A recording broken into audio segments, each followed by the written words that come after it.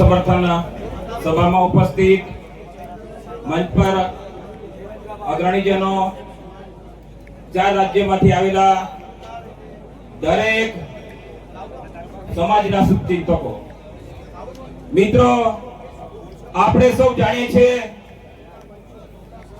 કે કૃષ્ણ ભગવાન જનઈ માતા જેલમાંથી જન્મીને જ્યારે નીકળ્યા તારે કંસ મામાનું રાજ ખતમ થઈ ગયેલું. આ ભાજપવાળાને એવું ખબર છે કે ચૈતરભાઈ સાથે નાના બાળકને જે જેલમાં મોકલ્યું હતું એ મામા ભાણે થાય છે. બંને મામા ભાણે થાય છે. જે દિવસ છઠ્ઠી હતી ને તે દિવસે તારીખ ભરવા ગયેલા. છઠ્ઠી પણ આ ભાજપની સરકારે પૂજવા નથી દીધી, પરંતુ એમની છઠ્ઠી ચૈતરભાઈ પોતાનો મામો અને ભાણે જેલમાં પૂંજીને આવવાના છે. આ ભાજપના જેટલા પણ ભ્રષ્ટાચારી નેતાઓ છે એમને કહેવા માંગુ છું, તમારા પણ બિસ્તરા પોટલા તૈયાર રાખજો.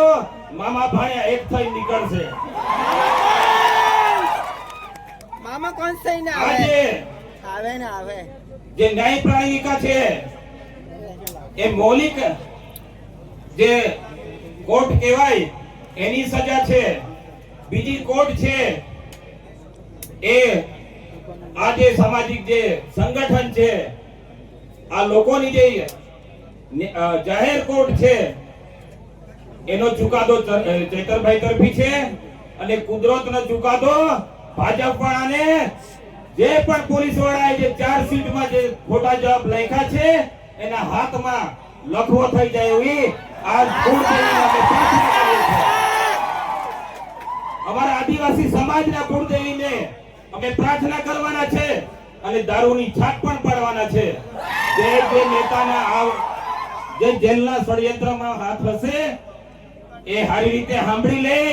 અમે આજે ઘરે જઈને દારૂની છાપ પાડવાના છે અને ઘણી કંસારી માતાનો અમે પૂજ મૂકવાના છે. અમારા આદિવાસી જે વડલા હતા અમને શીખવાડી ગયેલા છે.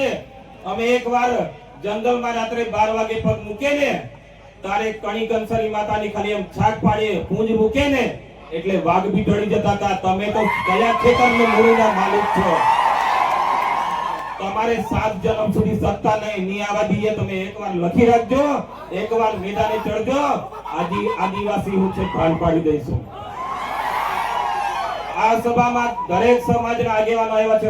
ખૂબ ખૂબ આભાર માનીને મારું વક્તવ્ય પૂરું કરું છું. આભાર.